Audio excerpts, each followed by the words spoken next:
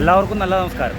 ചാലക്കുടിക്കാരെ സംബന്ധിച്ചിടത്തോളം ഈ ഗതാഗത പ്രശ്നങ്ങൾ ഏറ്റവും കൂടുതൽ ബുദ്ധിമുട്ടുന്നൊരു സ്ഥലമായിരുന്നു നമ്മളുടെ ഈ കോട്ട ആശ്രമം ജംഗ്ഷൻ മുതൽ സുന്ദരിക്കാവിൽ വരെയുള്ള സർവീസ് റോഡ്.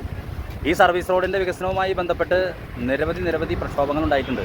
എത്രയോ പേരുടെ ജീവനുകളാണ് ഇവിടെ പൊലിഞ്ഞിട്ടുള്ളത്. ഇതിൻ്റെ പ്രധാന പ്രശ്നം ഈ സർവീസ് റോഡിന് വീതിയില്ല എന്നുള്ളതായിരുന്നു. അങ്ങനെ വീതി വർദ്ധിപ്പിക്കാൻ വേണ്ടിയിട്ടുള്ള സ്ഥലങ്ങൾ വിട്ടുകിട്ടി അതിനെ തുടർന്ന് വീതി വെപ്പിക്കുന്നതുമായി ബന്ധപ്പെട്ട പ്രവർത്തനങ്ങൾ തുടങ്ങി. അപ്പോഴാണ് മറ്റൊരു പ്രശ്നമുള്ളത്. നിലവിൽ നിർമ്മിച്ചുകൊണ്ടിരിക്കുന്ന സർവീസ് റോഡിൽ 5.5 മീറ്റർ മാത്രമാണ് ടാർ ചെയ്യാൻ സാധിക്കുമെന്നും ബാക്കി ഭാഗം ടാർ ചെയ്യാനായിട്ട് വകുപ്പില്ല എന്നുമാണ് നിർമ്മാണ അധികൃതർ പറഞ്ഞത്. ഇപ്പോൾ ഈ ബാക്കി നിങ്ങൾ കാണുന്നില്ല, ഇതിൻ്റെ ഈ സ്ഥലത്ത് ഈ ഖാന പണിയാൻ വേണ്ടി കെട്ടിയിരിക്കുന്നതിൻ്റെ അവിടം വരെയുള്ള ഒരു ഗ്യാപ്പ് ഇട്ടിട്ടുണ്ട്. ആ ഗ്യാപ്പ് ഇപ്പോൾ ഫില്ല് ചെയ്തുകൊണ്ടിരിക്കുകയാണ്. പക്ഷേ ഇത് ഇവിടുത്തെ വാർഡ് കൗൺസിലർ ഉൾപ്പെടെയുള്ള ആളുകൾ മുൻപ് ഇവിടെ ഒരു പ്രക്ഷോഭം നയിച്ചതിൻ്റെ ഭാഗമായിട്ട് അന്ന് ചാലക്കുടി നഗരസഭാ ചെയർമാനായിട്ടുള്ള ശ്രീ എബി ജോർജ് പറഞ്ഞത് ഇത് ഒരടി താഴ്ത്തി അതിൽ ഫില്ലിട്ട് മറ്റേ കോൺക്രീറ്റ് മിക്സ് ഇട്ട് അത് ക്ലിയർ ആക്കുമെന്നാണ് പറഞ്ഞത് ലെഫ്റ്റ്. പക്ഷേ ഇപ്പോൾ ഇത് ചെയ്തുകൊണ്ടിരിക്കുന്നത് മണ്ണൊന്നും മാറ്റിയിട്ടില്ല. ഇതൊരു 2 ഇഞ്ച് കനത്തിൽ ഈ സാധനം ഇട്ട് പോകണം മോളിക്കോട്. ഇത് എത്ര നാൾ നിലനിൽക്കും? ഈ സാധനം എത്ര നാൾ നിലനിൽക്കും? കണ്ണി പൊടിയിടാനായിട്ടുള്ളൊരു പരിപാടിയാണ് ഇപ്പോൾ ചെയ്തുകൊണ്ടിരിക്കുന്നത്. ഇത് ശരിയല്ല. ഇത് ഇങ്ങനെയല്ല ചെയ്യുമെന്ന് പറഞ്ഞിരുന്നത്, പക്ഷേ ഇപ്പോൾ ഇങ്ങനെയാണ് ഇത് ചെയ്തുകൊണ്ടിരിക്കുന്നത്. എന്തായിരുന്നാലും ഇത് ഒരു ഭാവി കണ്ട് ചെയ്യുന്നൊരു പ്രവർത്തനമാണ്. ഒരുപാട് ആളുകളുടെ ജീവൻ പൊലിഞ്ഞിട്ടുള്ള സ്ഥലമാണ്. വീതി ഉണ്ടാകണമെന്ന് ആഗ്രഹിച്ച് ചെയ്യുന്നൊരു വികസന പ്രവർത്തനമാണ് ഇതെങ്കിൽ ഇങ്ങനെയല്ല ഇത് ചെയ്യേണ്ടിയിരുന്നത്. പറഞ്ഞ പോലെ ചെയ്യാൻ പ്രവർത്തിക്കണമായിരുന്നു എന്നുള്ള കാര്യം ചൂണ്ടിക്കാണുകയാണ്. ഈ റോഡ് ടാറിങ്ങിന് ഫൗണ്ടേഷൻ എടുത്ത സമയത്ത് 5.5 മീറ്റർ ഞങ്ങൾ ഉദ്ദേശിച്ച് കിഴക്കേ ഭാഗത്തുനിന്ന് 5.5 മീറ്റർ എടുത്ത് കഴിഞ്ഞാൽ നിലവിൽ അവിടെ ടാറിങ് ഉണ്ടല്ലോ, ആ ടാറിങ് ഉണ്ട്. അപ്പോൾ അത് വിലപ്പെട്ട് കിടക്കുകയാണ്. 5.5 മീറ്റർ ഇപ്പുറത്ത് ചെയ്ത് കഴിഞ്ഞാൽ സൗകര്യപ്പെടുമെന്നാണ് കരുതിയത്. GIP കമ്പനിയെ വിളിച്ച് ചോദിച്ച സമയത്ത് ഞാനടക്കമുള്ള ആളുകൾ പറഞ്ഞപ്പോൾ സംസാരിച്ചത് അത് 5.5 മീറ്ററിൽ ചെയ്യാൻ ധാരണയുള്ളൂ, അതിന് മുമ്പ് അതിൽ കൂടുതൽ ചെയ്യുവാനായിട്ട് ഒരു തീരുമാനം ഇല്ല. മുൻ നഗരസഭാ ചെയർമാൻ നിങ്ങൾക്ക് നിയമപരമായിട്ട് എത്ര മീറ്റർ ചെയ്യാൻ പറ്റുള്ളൂ അത് നിങ്ങൾ ചെയ്താൽ മതി എന്നാണ് പറഞ്ഞിരിക്കുന്നത്. അതുകൊണ്ട് ഞങ്ങൾ അതാണ് ചെയ്യാൻ പറ്റുള്ളൂ, അതിനെ മാത്രമേ ടെൻഡർ വിളിച്ചിട്ടുള്ളൂ, നടപടി ഉണ്ടായിട്ടുള്ളൂ എന്നാണ് പറഞ്ഞത്.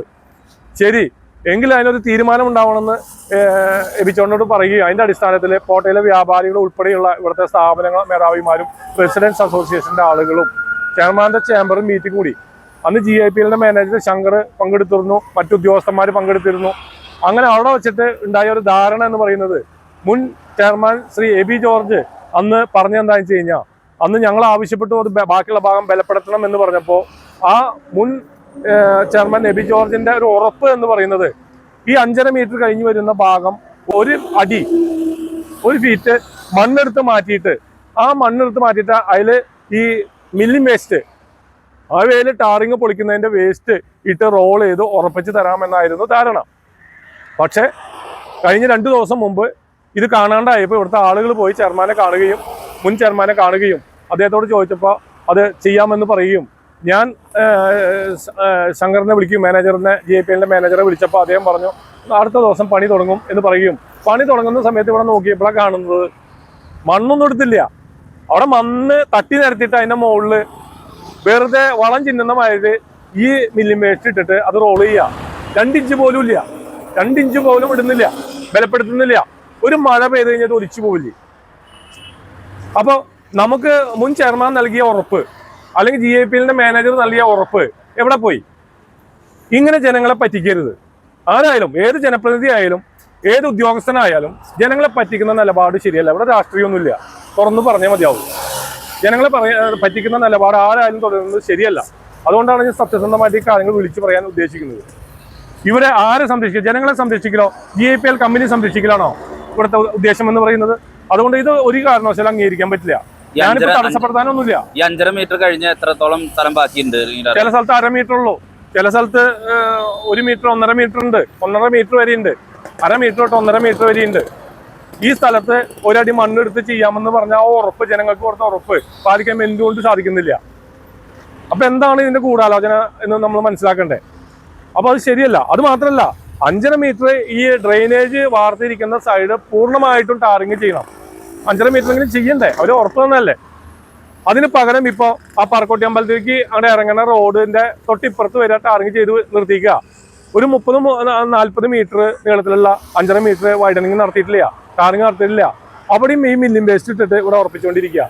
ഒരു മഴ പെയ്ത ഈ റോഡിന്റെ അവസ്ഥ എന്തായിരിക്കും? നമ്മൾ ഉദ്ദേശിച്ച കാര്യം നമുക്ക് കിട്ടുമോ? അപ്പോൾ ഇതിന്റെ ഉദ്ദേശം എന്താണെന്ന് നമുക്ക് മനസ്സിലാവുന്നില്ല.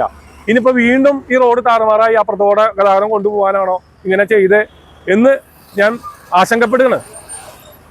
ഇതിന് പരസ്യമായിട്ട് ഈ കാര്യങ്ങൾ പ്രതികരിക്കാനോ കാര്യങ്ങളിലോ ഇവിടുത്തെ ജനങ്ങൾ തയ്യാറല്ല. പലരെയും ഭയക്കുക. ജനകീയ വിഷയങ്ങളിൽ ഇടപെട്ടിട്ടുണ്ടെങ്കിൽ ഒരു ഉറപ്പ് നമുക്ക് ലഭിച്ചിട്ടുണ്ടെങ്കിൽ ആ ഉറപ്പ് ലഭിക്കുന്നതിന് വേണ്ടി സത്യസന്ധമായിട്ടുള്ള കാര്യങ്ങൾ തുറന്നു പറയാതെ നിവൃത്തിയില്ല. അത് രാഷ്ട്രീയമല്ല, അത് ജനങ്ങൾക്ക് വേണ്ടിയിട്ടാണ്. അതുകൊണ്ട് ഒരു കാരണവശാലും ഇത് അംഗീകരിക്കാൻ പറ്റില്ല. ഇനി ജനങ്ങളാണ് പ്രതികരിക്കേണ്ടത്. ജനങ്ങൾ പ്രതികരിച്ച് ജനങ്ങളുടെ കൂടെ എന്നും ഞാനും ഉണ്ടാവും. രാഷ്ട്രീയം നോക്കാതെ തന്നെ ഞാൻ കൂടെ നിൽക്കും എന്ന കാര്യം ഉറപ്പാണ്. ഇത് ശരിയല്ല ചെയ്തത്. ഈ ഭരണാധികാരികൾ നൽകിയ ഉറപ്പ് കാറ്റിൽ പറത്തിക്കൊണ്ട് ഈ ഉദ്യോഗസ്ഥന്മാർ GAPL കമ്പനി ഇങ്ങനെ ചെയ്തത് ശരിയല്ല. ആ ഉറപ്പ് തന്ന ആളുകൾ അത് തിരുത്താൻ തയ്യാറാവാത്തതും ശരിയായ കാര്യമല്ല.